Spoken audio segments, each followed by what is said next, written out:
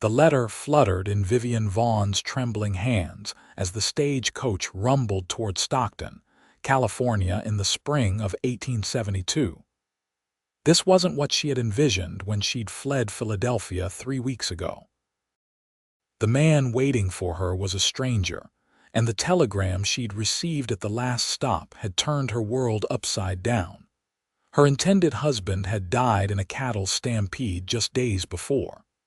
Now, his brother was offering to honor the agreement, a prospect that filled her with dread. "Last stop, Stockton," the driver called out as the stagecoach slowed. Vivian smoothed her navy traveling dress and adjusted her small hat, steeling herself for whatever awaited her.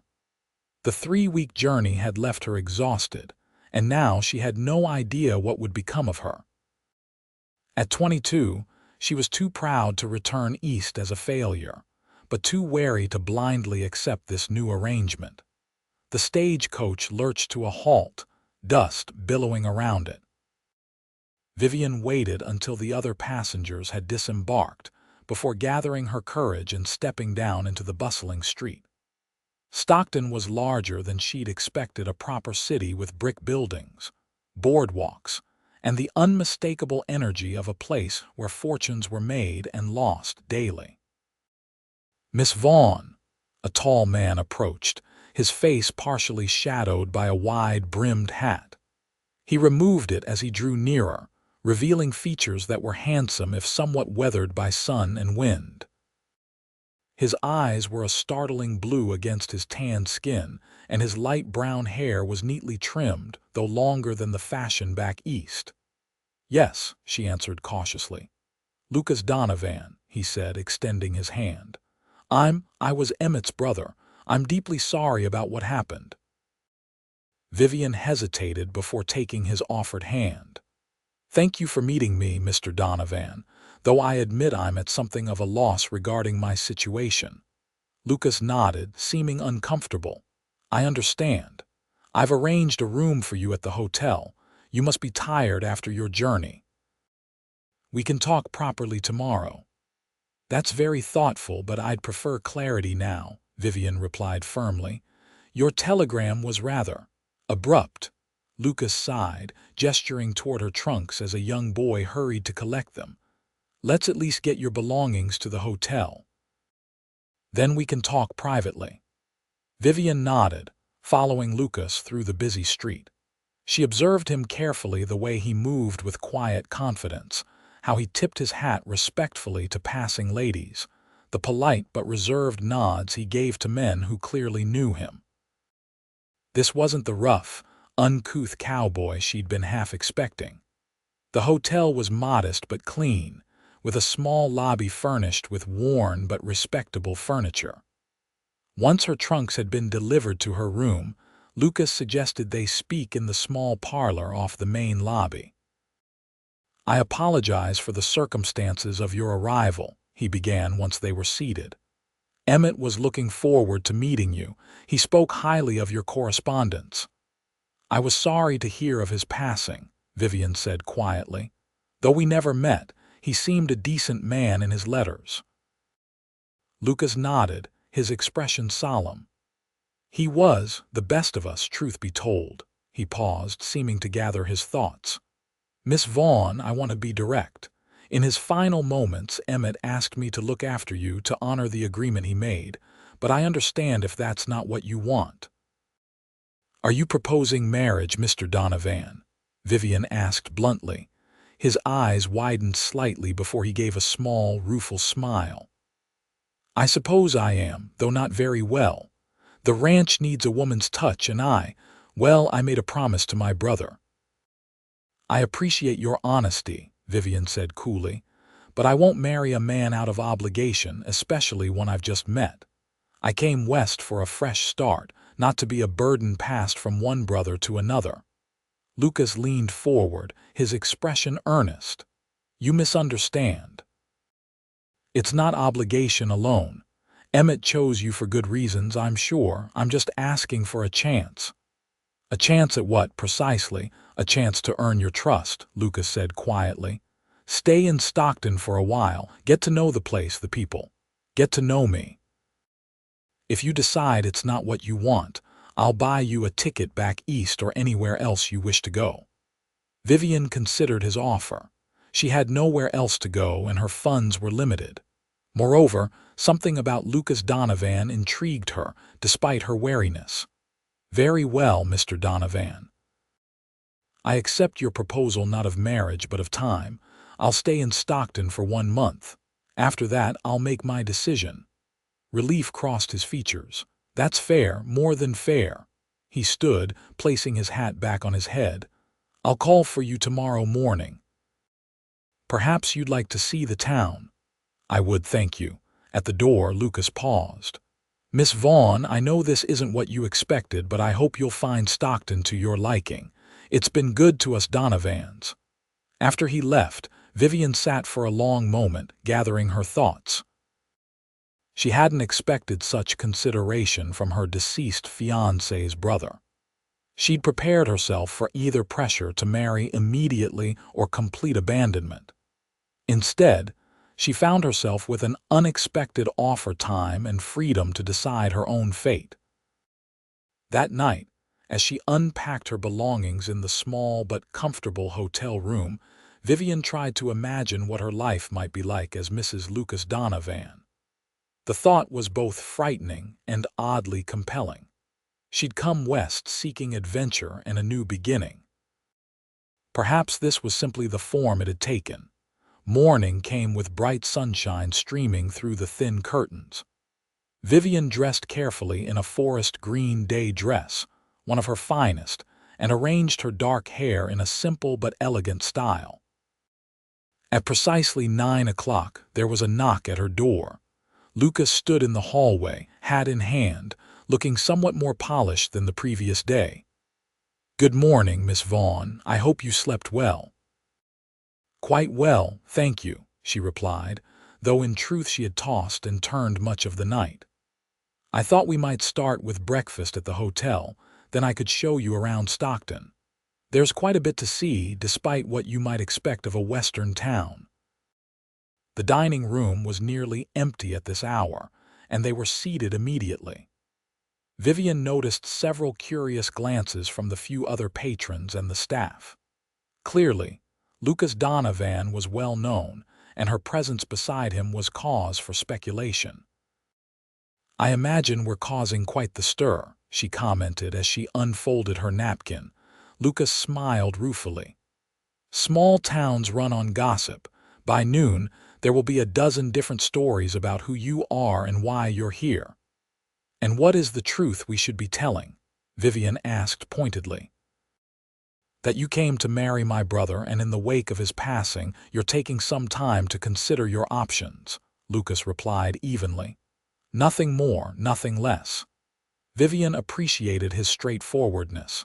"Very well, and what of your ranch? You mentioned it yesterday. The Double D." "It was my father's, then mine and Emmett's. Now just mine, I suppose." A shadow passed over his face. "It's about 10 miles outside town. Not the biggest spread in the county, but respectable. We run about 800 head of cattle and some horses." "I see. And do you manage it alone?" "I have a foreman, Vicent, and 6 hands. Good men, all of them." He hesitated. "Emmett handled most of the business side of things. I'm more comfortable with the physical work, though I'm learning." This glimpse of vulnerability surprised Vivian. Perhaps there was more to Lucas Donovan than the confident cowboy he appeared to be. After breakfast, Lucas escorted her through Stockton's main streets. It was indeed a substantial town, with several fine shops, a school, 3 churches, a newspaper office, and even a small theater. The streets were busy with wagons, riders, and pedestrians going about their daily business. "Stockton's been growing steadily since the gold rush days," Lucas explained as they walked.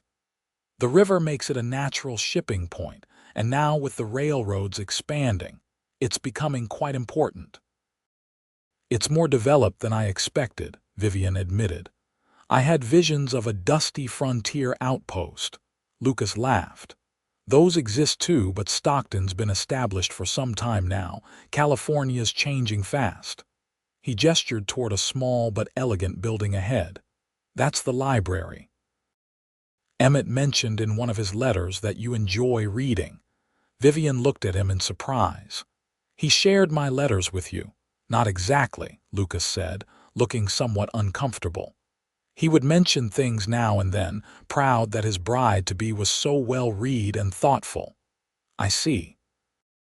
Vivian wasn't sure how she felt about that. Her letters to Emmett had been restrained but honest about her hopes and dreams for a new life in the West. They continued their tour, stopping in at several shops where Lucas introduced her to the proprietors. Everywhere they went, people expressed both condolences about Emmett and curiosity about Vivian. She found herself repeating her story multiple times, each telling making it feel more surreal. By midday, they paused for lunch at a small restaurant near the town square.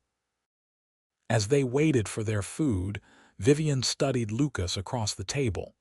"You're very well regarded in town," she observed. He shrugged slightly.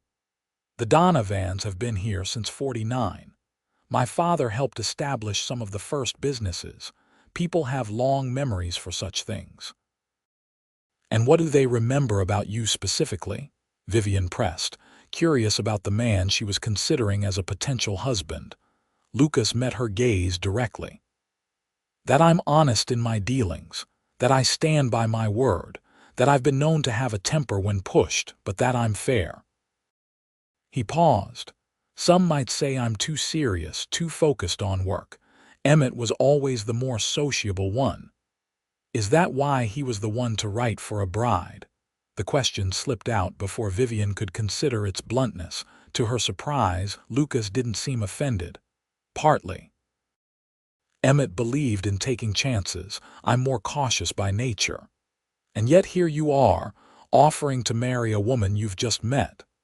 "I'm offering you time to decide if you want to marry me," he corrected gently. "There's a difference." Vivian had to acknowledge that distinction.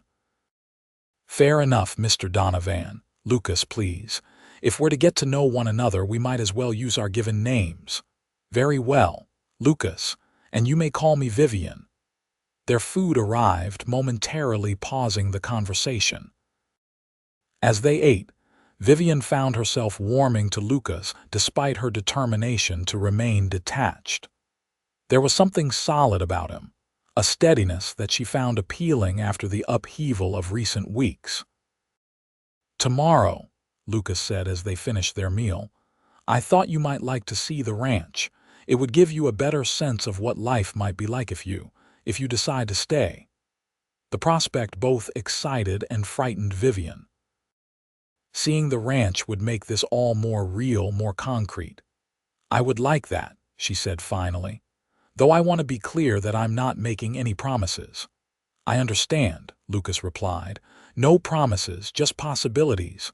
That afternoon, Lucas introduced Vivian to Mrs. Eleanor Palmer, the wife of the town's physician. Mrs. Palmer was a warm, forthright woman in her 50s who immediately took Vivian under her wing. "My dear, you must be overwhelmed," she said, patting Vivian's hand as they sat in her comfortable parlor. "Such a journey, and then to arrive to such news. Terrible business about Emmett.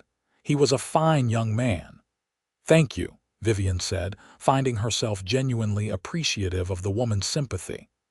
"Lucas tells me you'll be staying in town for a bit while you decide your next steps." "You're welcome here anytime. It helps to have another woman to talk to, especially in circumstances like yours." Lucas, seemingly relieved to have successfully delivered Vivian into capable hands, excused himself to attend to some business, promising to return later. Once he had gone, Mrs.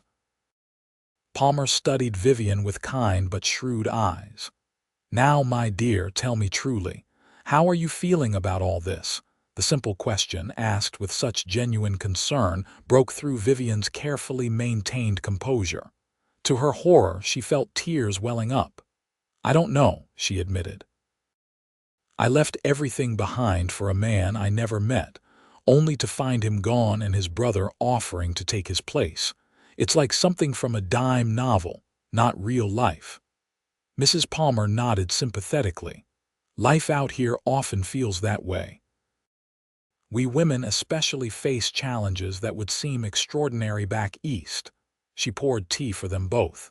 "What do you make of Lucas? He seems honorable," Vivian said carefully. "Kind in his way, but I hardly know him." "Lucas Donovan is indeed honorable," Mrs. Palmer confirmed. "Perhaps too much so for his own good sometimes. He's lived in Emmett's shadow for years, though few would recognize that. Emmett was charming, quick to smile, popular with everyone. Lucas is quieter, more reserved, but solid as the earth. You know him well." "I've known both Donovan boys since they were children. Their mother, Sarah, was one of my dearest friends before we lost her to influenza in '62. Mrs. Palmer's expression grew sad. "Lucas was just 16 then, Emmett 14. It changed them both, but especially Lucas. He took on responsibility for everyone and everything after that, even when their father was still alive." This glimpse into Lucas's past intrigued Vivian. It explained something of the seriousness she sensed in him, the weight he seemed to carry. "I don't know if I can marry him," Vivian confessed. "Even if I decided to, I worry he's only offering out of obligation to his brother." Mrs. Palmer considered this. "Perhaps initially, but Lucas doesn't do anything he doesn't believe in, not even for Emmett. If he's offered marriage, he sees value in it beyond obligation." She smiled gently. "Give him a chance to show you who he is. Give yourself time to know your own mind. That's all anyone can ask." When Lucas returned to escort her back to the hotel, Vivian found herself studying him with new eyes, wondering about the boy who had lost his mother and shouldered responsibility for his family at such a young age. "Mrs. Palmer is quite something," Vivian remarked as they walked. Lucas smiled, a genuine expression that transformed his face. "That she is. She's pulled most of Stockton through one crisis or another over the years. Did she interrogate you thoroughly?" "Thoroughly enough," Vivian replied with a small smile of her own. "She speaks highly of you." "She's kind to say so." He paused at the hotel entrance. "I'll come for you at 8 tomorrow morning if that suits. The ride to the ranch takes about an hour." "8 will be fine," Vivian agreed. "I look forward to seeing your home." The word home hung between them, laden with unspoken meaning. This was the place that might become her home too if she chose that path. "Until tomorrow, then," Lucas said softly, tipping his hat before turning to leave. Vivian watched him go, his tall figure cutting through the evening crowd with easy confidence. For the first time since receiving that devastating telegram, she felt a small spark of hope. Whatever happened, she was no longer simply a victim of circumstance. She had choices to make, a future to determine. And perhaps, just perhaps, that future might include Lucas Donovan. The next morning dawned clear and mild, perfect for the ride to the Donovan ranch. Vivian dressed practically in a sturdy navy skirt and white blouse, with a lightweight jacket for the journey. Lucas arrived precisely on time, driving a well-maintained buggy pulled by 2 handsome bay horses. "Good morning," he greeted her, helping her up into the seat. "I thought this would be more comfortable than horseback for your first visit." "Thank you," Vivian replied, settling her skirts. "It's a beautiful day for a drive." Lucas climbed up beside her, leaving a respectful distance between them on the seat. "Indeed it is. We've been blessed with fine spring weather this year." As they left the town behind, the landscape opened up before them, rolling hills covered in spring grasses and wildflowers, with oak trees dotting the terrain. In the distance, the Sierra Nevada mountains rose in majestic splendor, their peaks still capped with snow. It's beautiful, Vivian said, drinking in the scenery. Different from what I expected. Lucas glanced at her curiously. What did you expect? I'm not sure. Desert, perhaps. Barren plains. She laughed softly at her own misconceptions. I realize now how little I truly knew about California. It's varied, Lucas explained. Desert in some parts, lush forests in others. Here in the valley, we get enough rain to keep things green most of the year, and the river helps. He pointed toward a line of trees in the distance. The San Joaquin River runs through part of our property. It's a blessing for the cattle and crops. You grow crops as well, some. Mostly hay for the livestock, but we have an orchard and some vegetable gardens too. There was pride in his voice as he added, we try to be as self-sufficient as possible. The road wound through the countryside, occasionally passing other farms and ranches. Twice they encountered other travelers who hailed Lucas with familiar greetings, their curious gazes lingering on Vivian. Everyone seems to know everyone else's business around here, she observed after a particularly obvious appraisal from a passing farmer. Lucas chuckled. That's the way of it. Not much privacy, but there's security in it too. People look out for each other. He glanced at her. Is that very different from Philadelphia? In the city, you can be anonymous. There's a certain freedom in that, Vivian reflected. But it can be lonely too. I had neighbors I never spoke to in 3 years of living beside them. That seems strange to me, Lucas admitted. Out here, your neighbors might be your only help in an emergency. They fell into a comfortable conversation about their respective upbringings, Lucas on the ranch he now owned, Vivian in a modest home in Philadelphia, where her father had worked as an accountant until his death 5 years earlier. She told him about caring for her mother through a long illness, about teaching at a small school for girls to support them both. After Mother died last year, there was nothing holding me in Philadelphia, she explained. When I saw Emmett's advertisement, it seemed like Providence a chance for a completely new life. Was it just adventure you were seeking? Lucas asked quietly. Or something more? Vivian considered the question carefully. Both, I suppose. Adventure, yes, but also purpose. A place to belong, to build something meaningful. She hesitated. Emmett's letters painted a picture of a life that appealed to me, challenging but rewarding, with room to grow and contribute. Lucas nodded thoughtfully. Emmett always did have a way with words. There was no bitterness in his tone, just simple acknowledgement. They crested a gentle hill and Lucas pulled the buggy to a halt. There it is, he said, gesturing ahead. The Double D. Below them stretched a picturesque valley.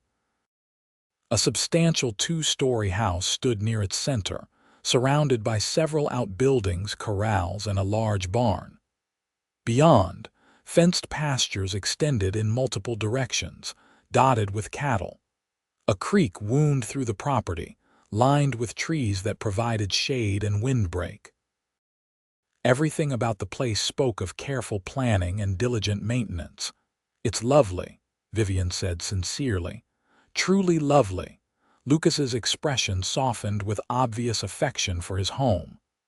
My father chose this land because of the water and the natural shelter of the hills. He was a forward-thinking man. They continued down the hill, the horses picking up their pace slightly as if they too were eager to reach home. As they approached the house, Vivian noticed a woman emerge onto the wide front porch, shading her eyes to watch their arrival. That's Maria Garcia, Lucas explained. She's been our housekeeper since my mother died. She and her husband Vicent, our foreman, live in the small house just beyond the barn. The buggy pulled up before the main house, and Lucas quickly came around to help Vivian down. Maria approached with a warm smile, though Vivian detected a hint of assessment in her dark eyes. Miss Vaughan, welcome, the older woman said, her English accented but clear. We have been expecting you. Thank you, Mrs. Garcia, Vivian replied, offering her hand. I appreciate your welcome. Come inside, Maria said. I have prepared refreshments. You must be tired from the drive. The house's interior surprised Vivian. While undeniably masculine in some aspects, it was far more comfortable and well-appointed than she had anticipated. The front parlor featured solid furniture, clean lines, and touches of refinement in the form of bookshelves filled with volumes, landscape paintings on the walls, and even a piano in one corner. "This is lovely," Vivian said, taking in her surroundings. "My mother's influence," Lucas explained, following her gaze. "She insisted that even a ranch house should have civilized comforts. Emmett played the piano quite well. I'm afraid I never had the patience to learn." Maria brought in a tray with coffee, fresh bread, and preserves, setting it on a low table before discreetly withdrawing. Lucas gestured for Vivian to sit on the comfortable sofa while he took a nearby chair. "After we've refreshed ourselves, I'll show you around the property," he offered. "Unless you'd prefer to rest, I'd like to see everything," Vivian assured him. "I want to understand what life here entails." Lucas seemed pleased by her interest. As they enjoyed Maria's excellent coffee and bread, he told her more about the ranch's operations, the seasonal rhythm of cattle drives, calving, and the various challenges and rewards of the ranching life. Vivian listened attentively, asking questions that revealed her practical nature and genuine curiosity. She had not come west with romantic illusions about frontier life, but with a realistic understanding that it would involve hard work and adaptation. "Emmett mentioned in his letters that you were interested in possibly teaching here," Lucas said. "Stockton has a school, but many of the outlying farms and ranches are too distant for daily attendance. Some families hire tutors or send their children to board in town during the school term." "Yes, I had hoped to put my teaching experience to use," Vivian confirmed, "though I wasn't sure exactly how that would work in practice." "There's certainly need," Lucas assured her. "Education is valued here, despite what Eastern papers might suggest about the uncivilized West." His slight defensiveness made Vivian smile. "I never believed those sensationalist accounts, though I admit, when the stagecoach was delayed in Nevada because of a dispute with some local miners, I did wonder if I'd made a terrible mistake." Lucas chuckled. "Well, we have our share of characters and conflicts, but Stockton is relatively peaceful these days. The real wild times were before my recollection." After they finished their refreshments, Lucas showed Vivian through the rest of the house. It was spacious and practical, with 4 bedrooms upstairs, a study, dining room, and large kitchen downstairs. Throughout, Vivian noted small feminine touches that must have been Maria's additions: fresh flowers in simple vases, embroidered cushions, crocheted doilies on some surfaces.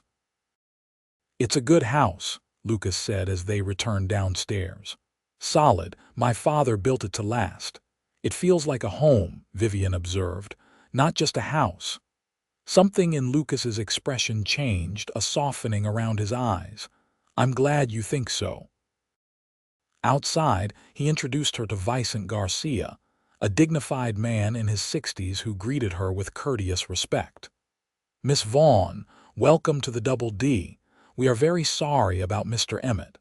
"Thank you, Mr. Garcia." "Vicente has been with the ranch since my father's time," Lucas explained.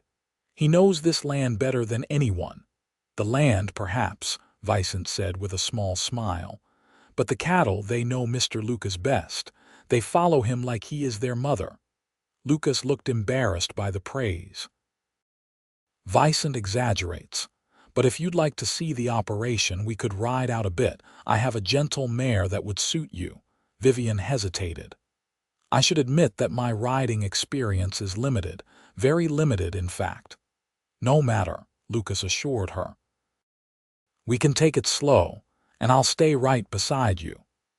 The mare Lucas selected for Vivian was indeed gentle, a pretty chestnut named Penny, who stood patiently as Lucas helped Vivian mount. He adjusted her stirrups and gave her basic instructions, his hands steady and respectful as he positioned her feet and hands. "Comfortable?" he asked, looking up at her.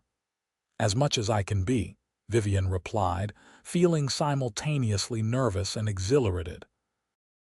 "I'll try not to disgrace myself entirely." Lucas smiled. "You're doing fine already." He mounted his own horse, a tall bay gelding with practiced ease. "We'll just walk for now. Penny will follow my Samson without much guidance from you."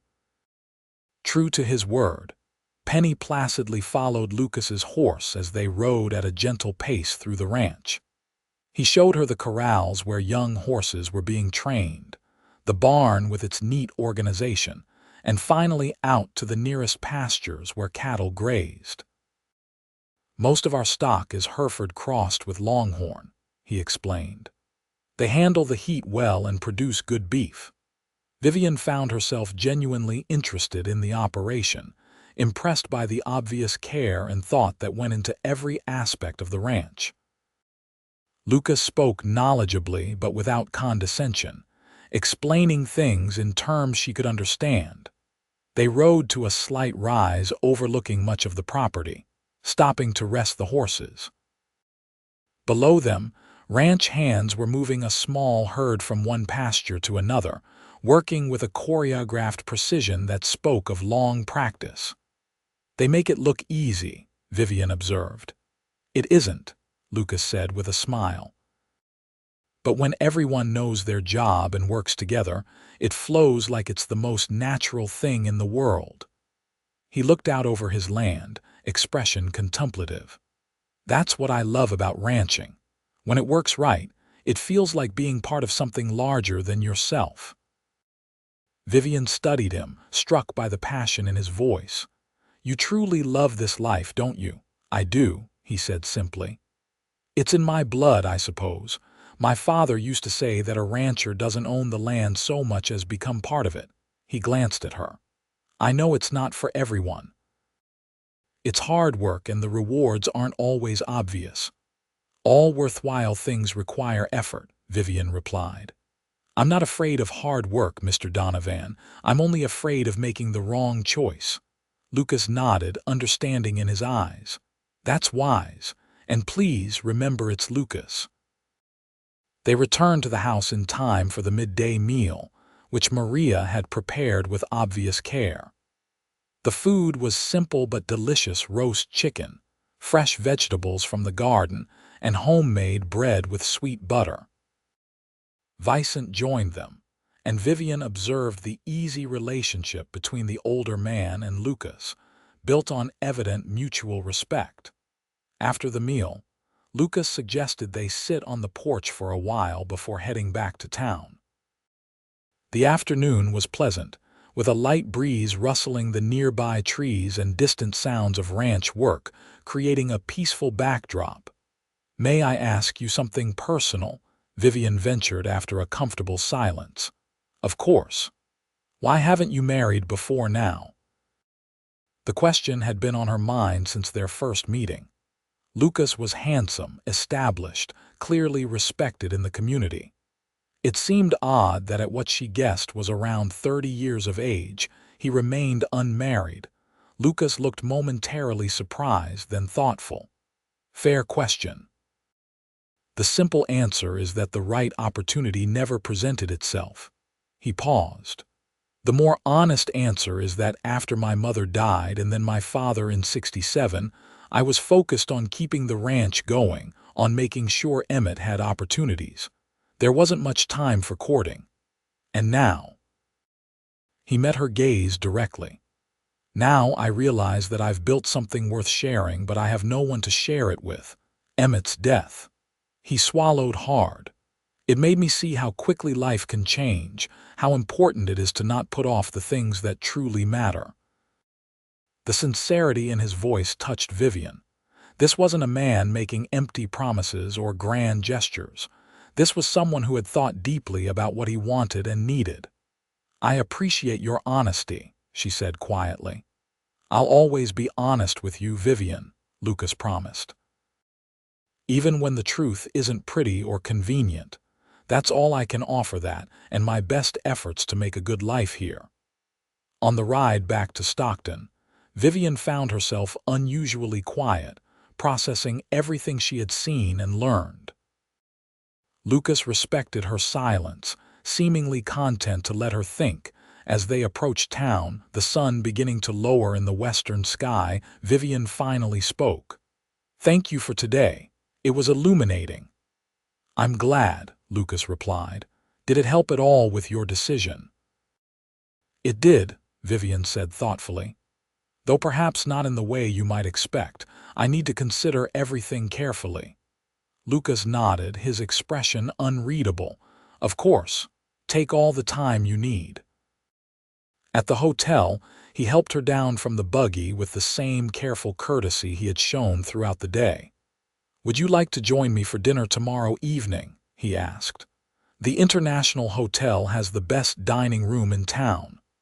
"I would like that," Vivian agreed. "Thank you again for today, Lucas." "It was my pleasure, Vivian," he replied softly. "Truly."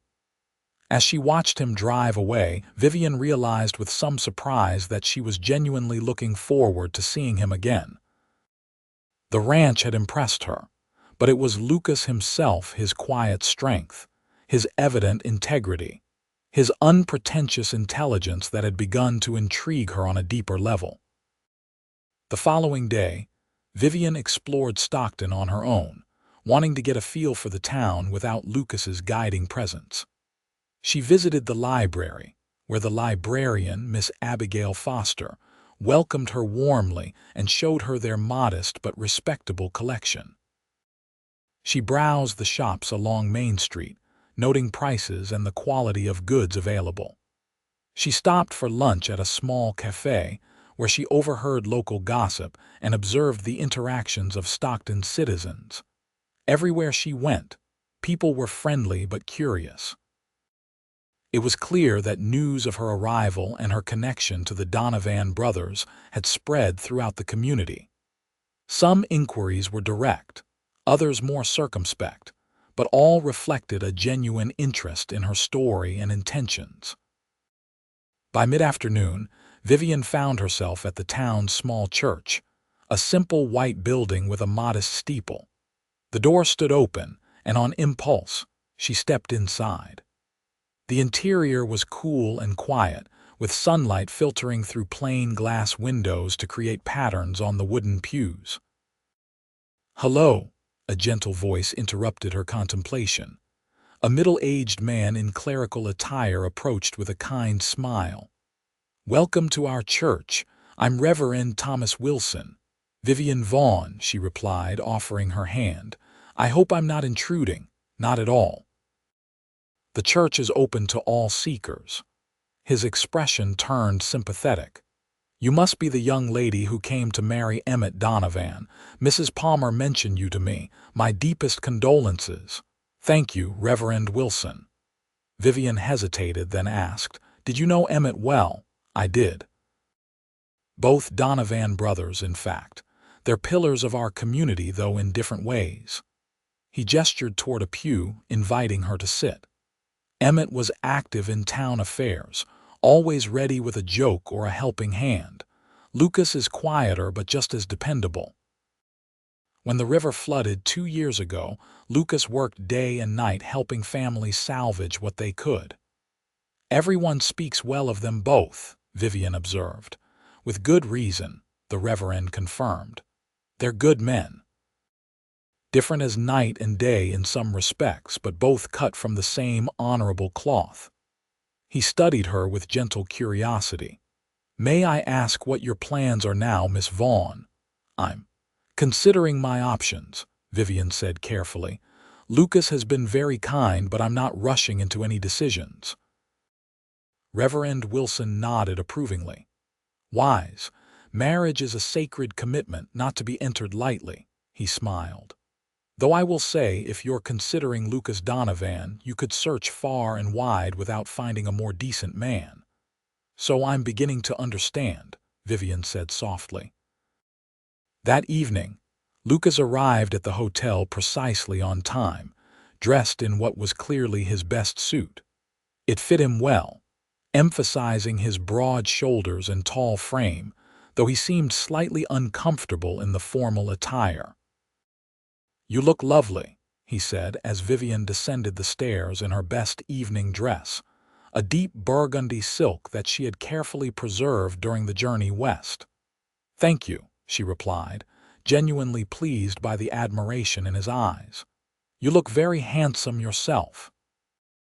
The International Hotel's dining room was indeed impressive by any standard, with white tablecloths, silver service, and a menu that would not have been out of place in Philadelphia. As they were seated at a well-positioned table, Vivian noted the subtle deference the staff showed Lucas. "You're something of a local notable, aren't you?" she observed with amusement. Lucas looked embarrassed. "Hardly. The Donovan name carries some weight, that's all." "I met Reverend Wilson today," Vivian said as they studied their menus. "He spoke very highly of you." Mentioned something about flood relief work. Lucas's expression grew serious. That was a difficult time.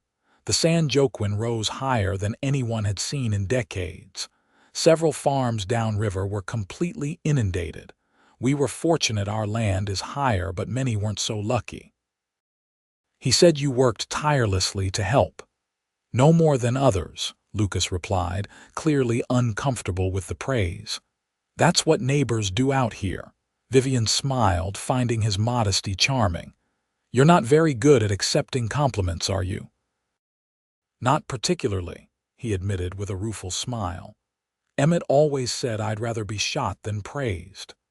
"Well, I'll try to keep my admiration to a minimum then," Vivian teased gently. Lucas laughed, a warm, genuine sound that transformed his usually serious face. "I didn't say I disliked it.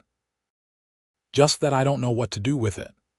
The dinner was excellent, and the conversation flowed more easily than Vivian had expected. Lucas asked thoughtful questions about her life in Philadelphia, her teaching experience, and her interests, listening attentively to her answers. In turn, she drew him out about his own life, discovering that beneath his reserved exterior was a man of considerable depth and unexpected humor. "I've been meaning to ask," Vivian said as they enjoyed dessert. "What do people do for entertainment around here?" "Besides gossip about newcomers, that is," Lucas chuckled. "We manage to keep ourselves occupied.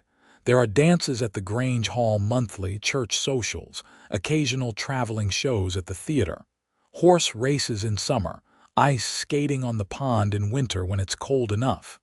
He hesitated. "I'm afraid it's not as sophisticated as Philadelphia." "Philadelphia had its charms," Vivian acknowledged, "but much of it was beyond my means anyway. I wasn't exactly part of high society." "What did you enjoy there?" Lucas asked, genuinely curious. "Books, of course." "Music when I could afford it, the park on Sunday afternoons." She smiled at a memory. "My friend Harriet and I used to save for months to attend the opera once a year. We'd wear our best dresses and pretend we belonged among the elite." "Did you?" "Belong, I mean." "Not at all," Vivian laughed. "But we enjoyed the pretense almost as much as the performance." "I'd like to see an opera someday," Lucas admitted. "Sacramento has a theater that sometimes hosts traveling companies. Perhaps." He stopped himself. "Well, it's something to consider for the future." The unspoken implication, a future together, hung between them, neither uncomfortable nor presumptuous, simply a possibility. After dinner, Lucas suggested a short walk to aid digestion. The evening was mild, with a nearly full moon illuminating Stockton streets. They strolled at a leisurely pace, their conversation turning to more personal matters. "What made you answer Emmett's advertisement?" Lucas asked quietly. "If you don't mind my asking." Vivian considered the question carefully. "After my mother died, there was a emptiness." Not just grief, but a sense that my life had been defined by responsibilities and obligations, with little room for my own dreams. She paused. Emmett's letter described a life that seemed to offer both purpose and freedom, a chance to be useful while also building something new. "And what are your dreams, Vivian?" Lucas's voice was soft in the moonlight. "What do you want from life?" The directness of the question caught her off guard. "I'm not sure anyone has ever asked me that before," she admitted. "I want purpose, connection. To feel that my presence in the world makes a difference, even if only to a few people." She glanced at him. "Is that very strange?" "Not to me," Lucas replied. "It sounds like wisdom."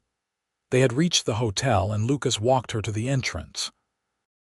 "Thank you for a lovely evening," Vivian said, suddenly shy. "The pleasure was mine," Lucas replied. "May I call on you tomorrow? There's a spot outside town I'd like to show you, a place I think you might appreciate." "I'd like that," Vivian agreed, finding that she meant it sincerely. Lucas hesitated, then gently took her hand, raising it to his lips in a gesture that was both old-fashioned and surprisingly affecting. "Good night, Vivian." "Good night, Lucas," she replied softly, watching as he walked away into the moonlit night. The next morning, Lucas arrived with horses rather than the buggy. "I hope you're not too sore from your ride yesterday," he said with a hint of concern. "Only a bit," Vivian assured him, eyeing the horses with mild trepidation. "I suppose I'll need to become a better rider if I'm to be a proper Westerner." "You'll have plenty of time to practice," Lucas said, then added hastily, "if you decide to stay, that is." The spot Lucas wanted to show her was about 3 miles from town, a rise overlooking the San Joaquin River, where it curved gracefully through the valley. The view was spectacular: rolling hills, the glittering river, distant mountains, and the patchwork of farms and ranches that made up the surrounding countryside. "It's breathtaking," Vivian said as they dismounted and Lucas spread a blanket on the ground. He had packed a simple picnic: bread, cheese, fruit, and a jar of lemonade which they enjoyed in companionable conversation. "I come here sometimes to think," Lucas admitted, leaning back on his elbows as they finished eating. "There's something about seeing the land spread out like this that puts problems in perspective." Vivian nodded, understanding exactly what he meant. "It makes individual worries seem small, doesn't it? Like we're part of something much larger and more enduring." Lucas looked at her with surprise and pleasure. "Yes, exactly that." A comfortable silence fell between them, broken only by the whisper of the breeze and distant birdsong. Vivian found herself studying Lucas's profile, the strong line of his jaw, the thoughtful set of his mouth. He was not classically handsome in the way Emmett had appeared in the single photograph he had sent her, but there was something compelling about his features, especially when he was relaxed as he was now. "What are you thinking?" Lucas asked, catching her gaze. Vivian blushed slightly at being caught staring. "I was wondering what kind of husband you would be," she admitted, surprising herself with her candor. Lucas sat up, his expression serious. "An imperfect one, no doubt," he said after a moment. "I work too hard, think too much, and talk too little, according to Emmett." His mouth quirked in a small smile. "But I would be faithful, respectful, and committed. I would consider your happiness as important as my own. I would listen, even when we disagreed, and try to understand your perspective." He paused. "I can't promise riches or an easy life, but I can promise honesty, partnership, and my best efforts every day."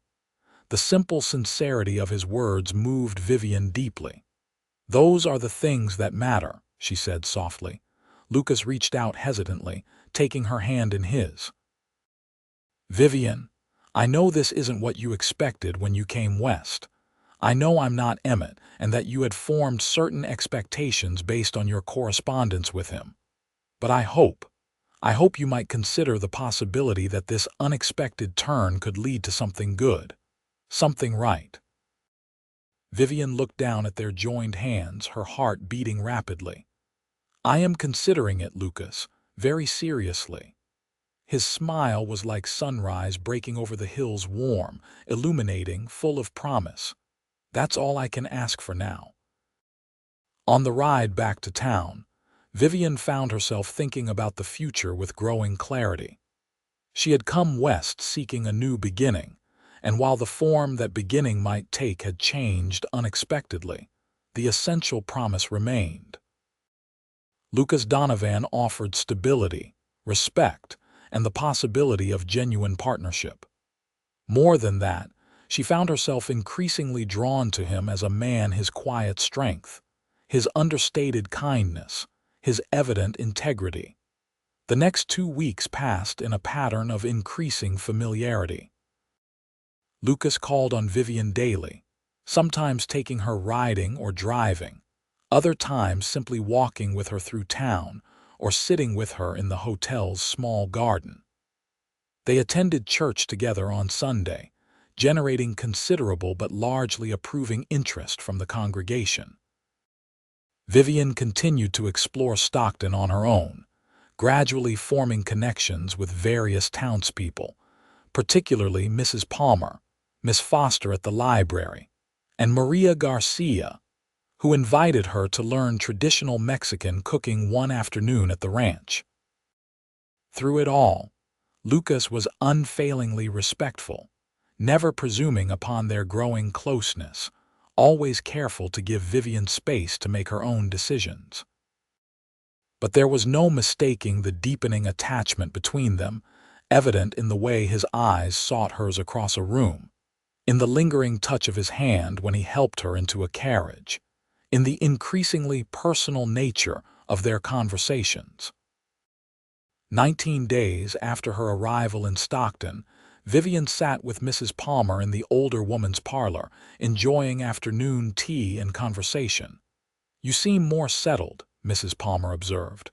"More at peace with yourself." "I am," Vivian admitted. "This place, these people, they've begun to feel like home in a way I hadn't expected." "And Lucas?" Mrs. Palmer asked gently.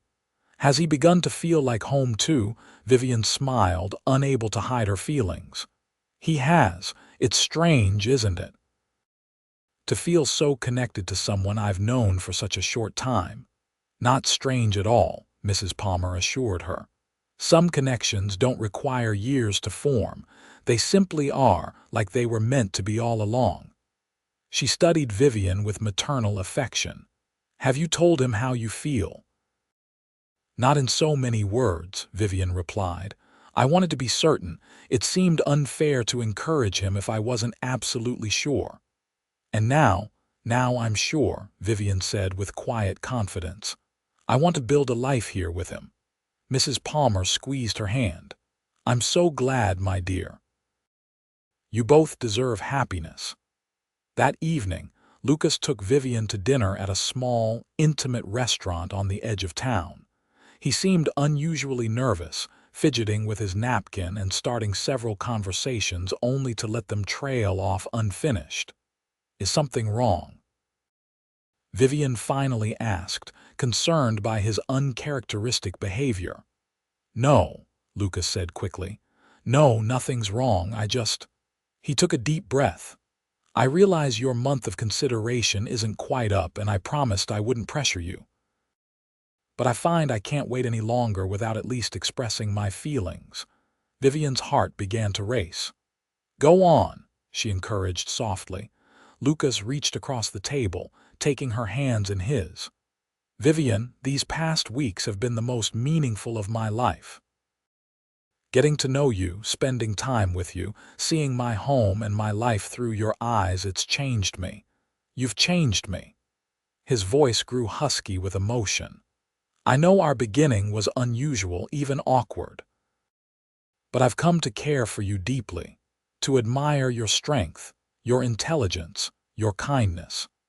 I would be honored if you would consider becoming my wife, not out of obligation or practicality, but because we choose each other, freely and fully."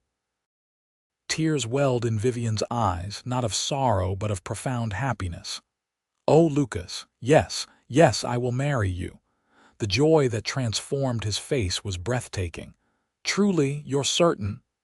"I've never been more certain of anything," Vivian assured him. "I came west looking for a new beginning, and I've found it with you." Lucas stood, moving around the table to kneel beside her chair, heedless of the other diners watching with undisguised interest. From his pocket, he withdrew a small velvet box. "This was my mother's," he said, opening it to reveal a simple but elegant gold ring set with a small diamond. "I had it sized for you, hoping." His voice faltered. "It's beautiful," Vivian whispered as he slipped it onto her finger. "It fit perfectly." "Like you," Lucas said, rising to his feet and drawing her up with him. Then, to Vivian's surprise and delight, he kissed her a gentle, tender kiss that held both promise and reverence. A smattering of applause broke out in the restaurant, bringing them both back to awareness of their surroundings. Lucas looked momentarily embarrassed, then laughed, a sound of pure happiness. "I suppose we've given the gossips something new to discuss," he said, returning to his seat but keeping one of Vivian's hands clasped in his. "Let them talk," Vivian replied, too happy to care about propriety. "This is our moment." They decided on a simple wedding 2 weeks later, giving them time to make necessary preparations without prolonged waiting. Reverend Wilson would perform the ceremony at the church, followed by a reception at the Double D Ranch. The entire community seemed delighted by the news, with congratulations pouring in from all quarters. The days leading up to the wedding were a blur of activity. Vivian, with Mrs. Palmer's help, selected fabric for a wedding dress, which Maria and several other women helped to sew. Lucas threw himself into preparing the ranch house, making repairs and improvements he had long postponed.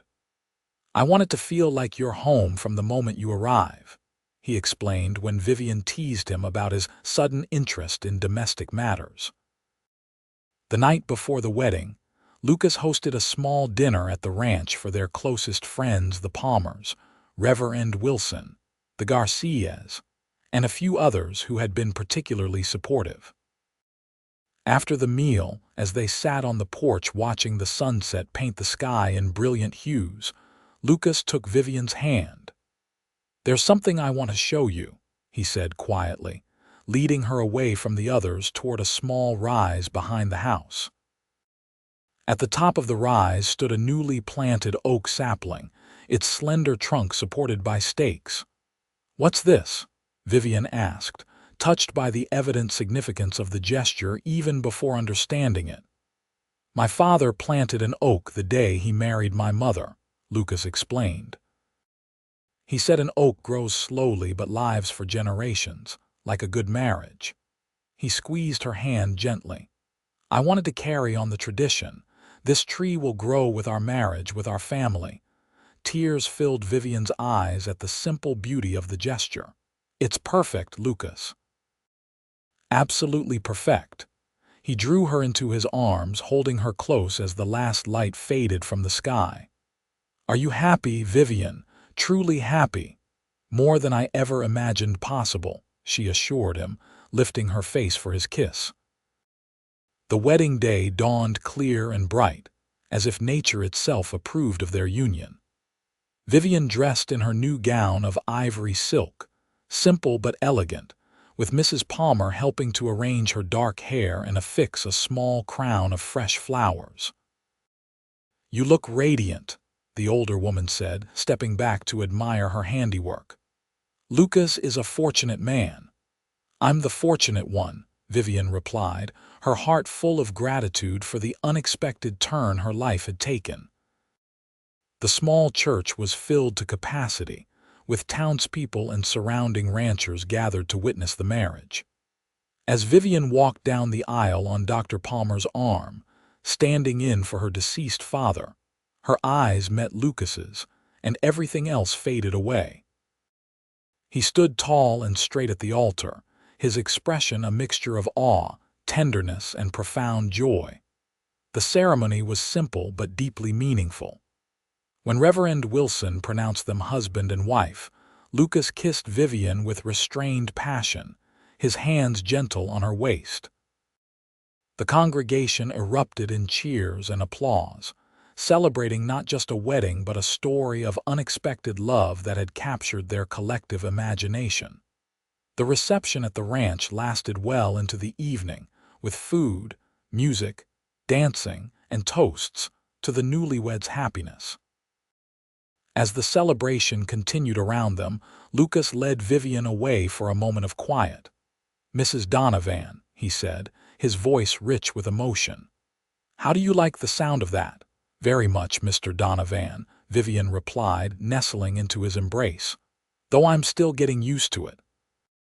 "We have a lifetime for that," Lucas promised, his lips brushing her forehead. "A lifetime for growing together, learning together, building something beautiful together."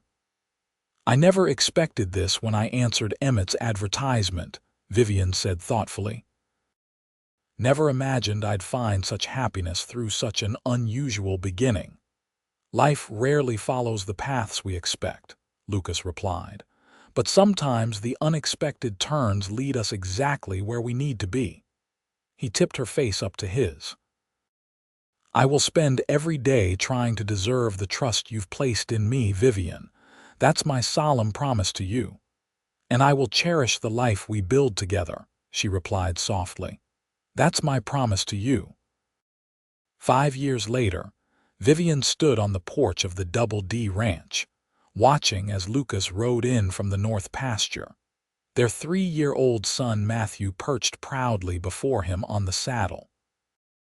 Beside her, baby Elizabeth gurgled happily in her cradle, reaching chubby hands toward the brightness of the summer day.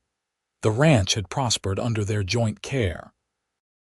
Lucas's strength and knowledge, combined with Vivian's organizational skills and fresh perspectives, had proven a formidable partnership. They had expanded their cattle operation, improved the orchard, and added several innovative features that had other ranchers coming to observe and learn. More importantly, they had built a home filled with love, respect, and joy. The house that had once seemed somewhat austere was now warm and inviting, reflecting both their personalities. Bookshelves overflowed with volumes for all ages. Music filled the rooms in the evenings, and laughter was a constant presence. Vivian had also fulfilled her dream of teaching, starting a small school in a converted outbuilding for the children of the ranch hands and neighboring properties. It had grown steadily, with 15 students now attending regularly, ranging in age from 5 to 16. As Lucas approached the house, he lifted Matthew down from the saddle, watching with evident pride as the little boy ran toward his mother, dark hair flying. "Mama, Papa showed me the new calves. They're so small." Vivian scooped her son into her arms, kissing his sun-warmed cheek. "Did he now? And were you a good helper?" "The very best," Lucas confirmed, dismounting and joining them on the porch. He kissed Vivian gently, then bent to coo at baby Elizabeth, who squealed in delight at the sight of her father. "Hello, my little princess." As the sun began to set, painting the sky in brilliant shades of gold and crimson, the Donovan family sat together on the porch of their home. Lucas with his arm around Vivian, Matthew playing quietly at their feet, and Elizabeth sleeping peacefully in her cradle. "Are you happy, Mrs. Donovan?" Lucas asked softly, echoing the question he had asked on the eve of their wedding. Vivian leaned her head against his shoulder, her heart full of contentment. "Completely, utterly happy," she assured him. "This life, our life, is more wonderful than anything I could have imagined." Lucas tightened his arm around her, his expression one of profound gratitude. "When you first arrived in Stockton, so determined and independent, refusing to simply accept the situation, you said you would earn my trust," Vivian remembered with a smile. "And did I?" Lucas asked, his voice tender. "Have I earned it completely?" Vivian turned to face him, placing her hand against his cheek. "My darling, you didn't just earn my trust. You earned my heart, my devotion, my entire life. And I have never for a single moment regretted giving them to you." As darkness fell and stars began to appear in the vast California sky, Lucas and Vivian Donovan held each other close, surrounded by the family they had created, and the home they had built together, a living testament to the unexpected journey that had brought them together, and the love that had transformed them both. Their story, which had begun with loss and uncertainty, had blossomed into something beautiful and enduring, like the oak sapling that now stood tall and strong on the rise behind their home, a symbol of roots deeply planted and branches reaching skyward, growing stronger with each passing season.